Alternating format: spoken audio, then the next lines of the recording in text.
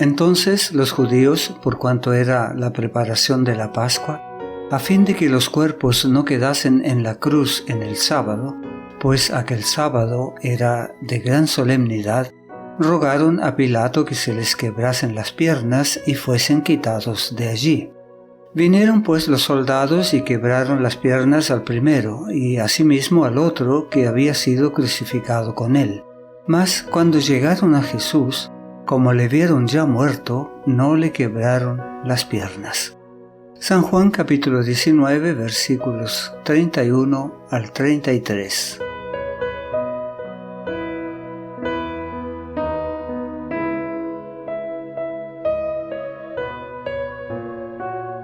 En los eventos finales del día de la crucifixión, fue dada nueva prueba del cumplimiento de la profecía y se dio un nuevo testimonio de la divinidad de Jesús. Cuando las tinieblas se alzaron de la cruz y el agonizante Salvador expresó su último clamor, inmediatamente se oyó otra voz que decía: «Verdaderamente este hombre era Hijo de Dios». San Marcos capítulo 15 versículo 39. Estas palabras fueron pronunciadas en voz alta y todos los ojos se volvieron para intentar reconocer de dónde venían. ¿Quién había hablado? No era otro que el centurión, el soldado romano. La divina paciencia del Salvador, su muerte repentina, el clamor de victoria en los labios, habían impresionado a ese pagano. En el cuerpo magullado y quebrantado que pendía de la cruz, el centurión reconoció la figura del Hijo de Dios. No pudo evitarlo, tuvo que confesar su fe.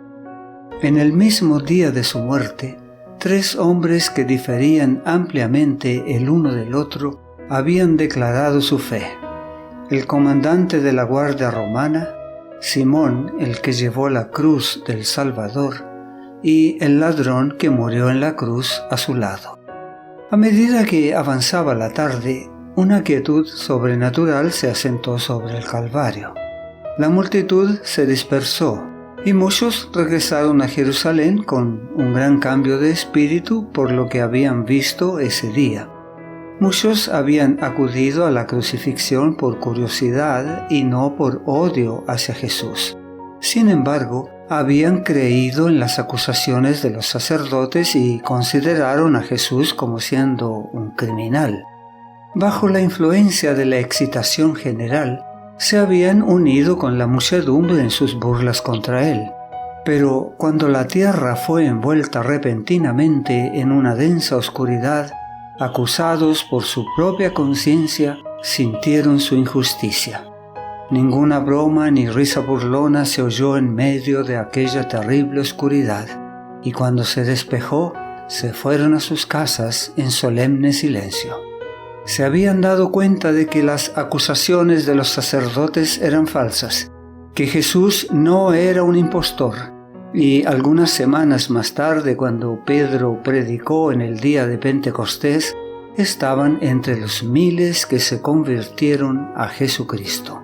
Pero los dirigentes judíos, a pesar de los eventos que habían presenciado, continuaron con su obstinación. Su odio hacia Jesús no disminuyó.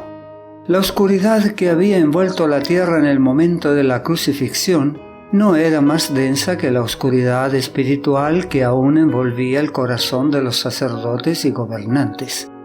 En su nacimiento, la estrella había conocido a Jesús y había guiado a los sabios hasta el pesebre donde yacía. Las huestes celestiales le habían conocido y habían cantado su alabanza sobre las llanuras de Belén. El mar había conocido su voz y había obedecido su orden. La enfermedad y la muerte habían reconocido su autoridad y le habían entregado su presa. El sol lo había conocido y había escondido su rostro para no ver su angustia mortal. Las rocas lo habían conocido y se habían desmenuzado en fragmentos ante su clamor. La naturaleza inanimada había conocido a Cristo y había dado testimonio de su divinidad, pero los sacerdotes y gobernantes de Israel no reconocieron al Hijo de Dios. Sin embargo, esos sacerdotes y gobernantes no estaban tranquilos. Habían llevado a cabo su propósito de matar a Jesús, pero no experimentaron la sensación de victoria que esperaban. Aún en la hora de su aparente triunfo, fueron acosados por dudas sobre lo que sucedería a continuación. Habían oído el clamor: «Consumado es, Padre, en tus manos encomiendo mi espíritu». Habían visto cómo se partían las rocas, habían sentido el fuerte terremoto y estaban inquietos, intranquilos. Habían tenido envidia de la influencia de Cristo sobre el pueblo cuando vivía. Tenían envidia de Él aún después de su muerte. Temían más, mucho más, al Cristo muerto de lo que habían temido jamás al Cristo vivo. Temían que la atención del pueblo fuese dirigida aún más a los acontecimientos que acompañaron su crucifixión. Temían los resultados de la obra de ese día. Por ningún pretexto querían que su cuerpo permaneciese en la cruz durante el sábado. El sábado se estaba acercando, y su santidad quedaría violada si los cuerpos permanecían en la cruz. Así que, usando esto como pretexto, los dirigentes judíos pidieron a Pilato que hiciese apresurar la muerte de las víctimas y quitar sus cuerpos antes de la puesta del sol. Pilato tenía tan poco deseo, como ellos, de que el cuerpo de Jesús permaneciese en la cruz. Habiendo obtenido su consentimiento, rompieron las piernas de los dos ladrones para acelerar su muerte, pero se descubrió que Jesús ya había muerto. Los rudos soldados habían sido enternecidos por lo que habían oído y visto de Cristo, y esto les impidió quebrarle los miembros.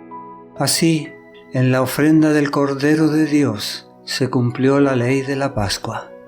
No dejará nada del Cordero para el día siguiente, ni le quebrará un solo hueso. Cuando celebre la Pascua, lo hará según los estatutos. Números capítulo 9, versículo 12. Los sacerdotes y gobernantes estaban sorprendidos por la rápida muerte de Jesús. La muerte de cruz era un proceso lento. Era difícil determinar cuándo cesaba la vida. Era algo inaudito que un hombre muriese apenas 6 horas después de la crucifixión. Los sacerdotes querían estar seguros de la muerte de Jesús e insistieron en que un soldado le clavara una lanza en el costado. De la herida abierta brotaron 2 copiosos raudales, uno de sangre, el otro de agua. Esto fue notado por todos los espectadores, y Juan anota el suceso muy definidamente. Uno de los soldados le abrió el costado con una lanza, y al instante salió sangre y agua. Y el que lo vio da testimonio, y su testimonio es verdadero, y él sabe que dice la verdad, para que vosotros también creáis, porque estas cosas sucedieron para que se cumpliese la Escritura: no será quebrado hueso suyo. Y también otra Escritura dice: mirarán al que traspasaron. San Juan capítulo 19 versículos 34 al 37. Después de la resurrección, los sacerdotes y príncipes difundieron el rumor de que Jesús no estaba muerto, sino que solo se había desmayado y que más tarde se recuperó. Otro rumor afirmaba que no era un cuerpo real, de carne y hueso, sino la semejanza de un cuerpo, lo que había sido puesto en la tumba. Pero la acción de los soldados romanos desmiente estas falsedades. No le rompieron las piernas porque ya estaba muerto. Para satisfacer a los sacerdotes, perforaron el costado. Si la vida no se hubiera extinguido, esta herida le habría causado la muerte instantánea. Pero no fue el lanzazo ni el dolor de la crucifixión lo que causó la muerte de Jesús. Ese clamor pronunciado a gran voz En el momento de su muerte, el raudal de sangre y agua que fluyó de su costado declaran que murió por quebrantamiento del corazón. Su corazón fue quebrantado por la angustia mental. Fue muerto por el pecado del mundo. Tus pecados, mis pecados. No te pierdas nuestro próximo mensaje. La gracia de Dios sea contigo.